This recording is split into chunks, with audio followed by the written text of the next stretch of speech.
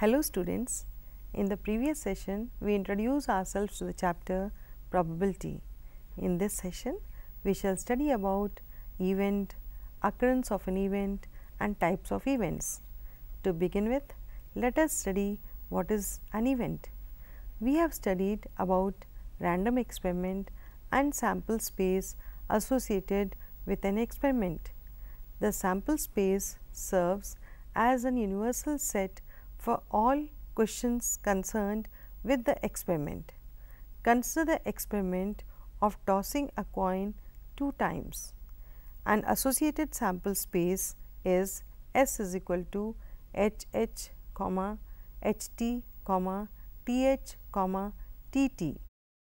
Now, suppose that we are interested in those outcomes which correspond to the occurrence of exactly one head.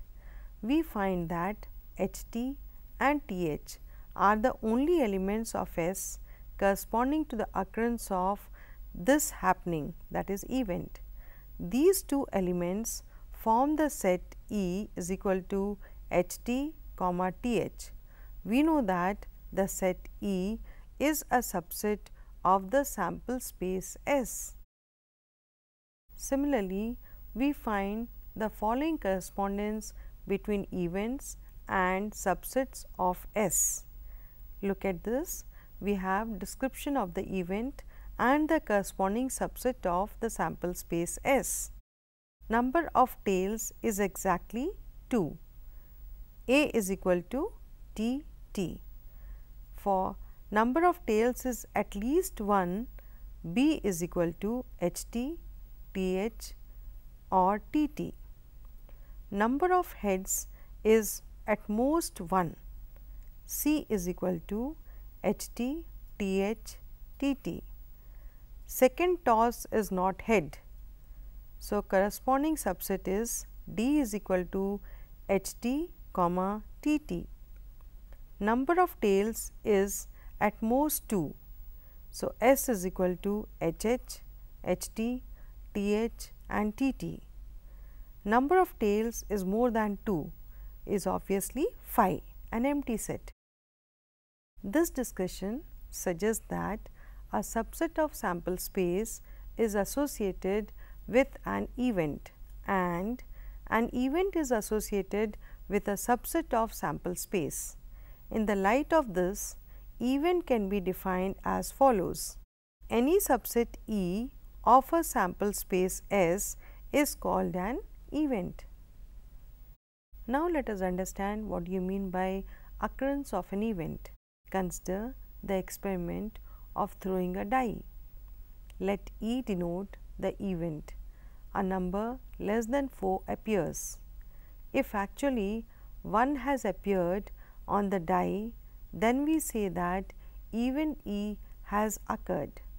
As a matter of fact, if outcomes are 2 or 3, we say that event E has occurred.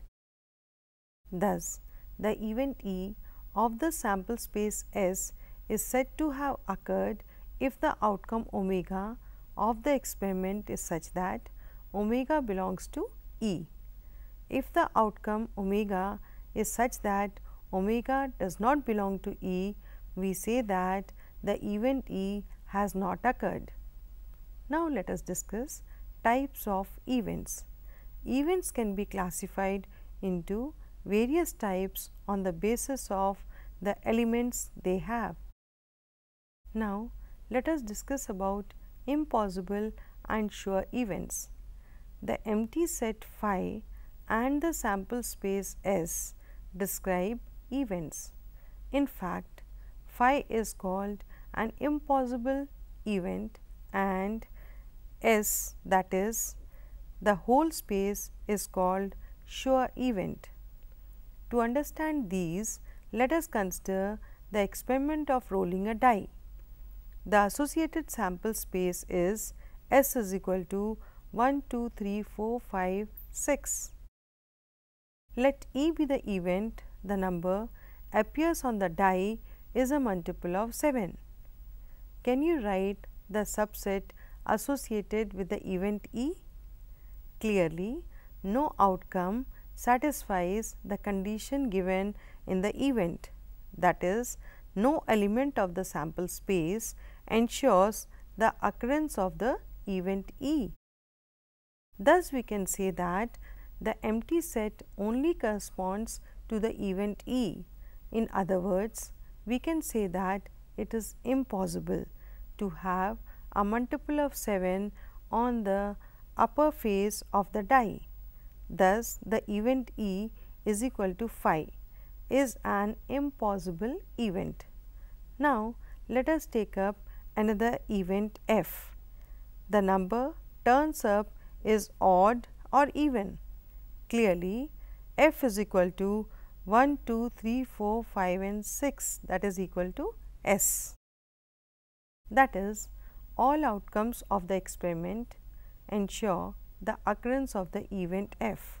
Thus, the event F is equal to S is a sure event. Now, look at the simple event.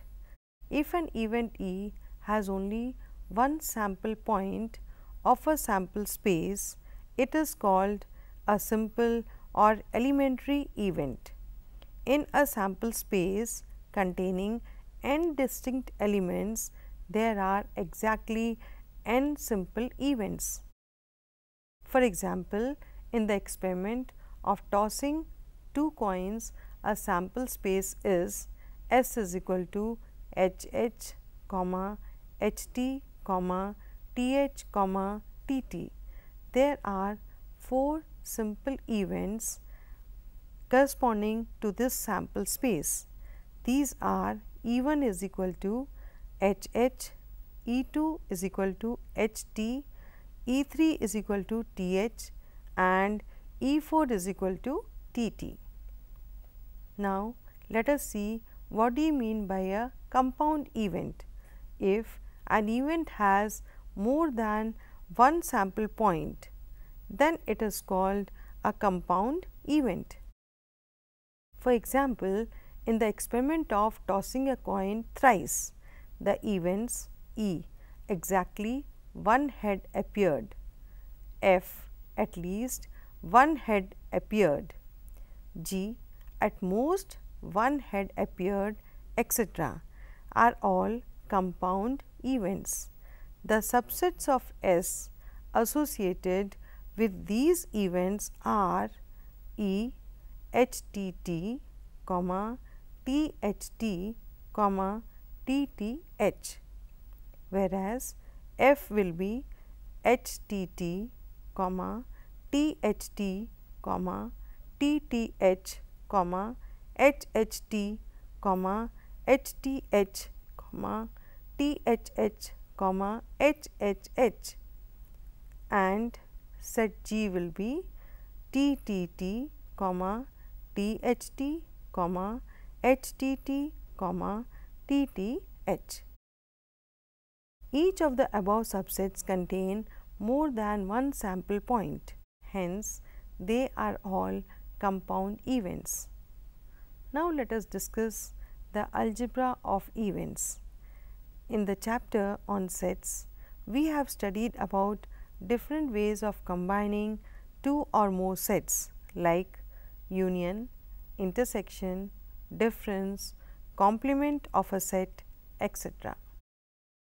Likewise, we can combine two or more events by using the analogous set notations. Let A, B, C be events associated with an experiment whose sample space is S. Let us see what are complementary events. For every event A, there corresponds another event A dash called the complementary event to A. It is also called the event not A. For example, take the experiment of tossing 3 coins. An associated sample space is S is equal to HHH, HHT, HTH, THH, HTT, THT, TTH, TTT. Here let A be equal to HTH, HHT, THH be the event, only one tail appears. Clearly, for the outcome HTT, the event A has not occurred, but we may say that the event not A has occurred. Here you can see complement of an event. The unshaded portion represents the event E and the shaded portion represents E complement or not E. Thus, with every outcome which is not in A, we say that not A occurs. Thus, the complementary event not A to the event A is A dash is equal to HHH, HTT, THT, TTH, TTT, or A dash is equal to omega such that omega belongs to S and omega does not belong to A, that is equal to S minus A. Now, let us see what is the event A or B. Now, let us see the event A or B. Recall that union of two sets A and B denoted by A union B contains all those elements which are either in A or in B or in both. When the sets A and B are two events associated with a sample space, then A union B is the event either A or B or both. The event A union B is also called A or B. So, students, in this session we discussed about events, occurrence of events and types of events. We shall discuss about the algebra of events in the next session. Thank you.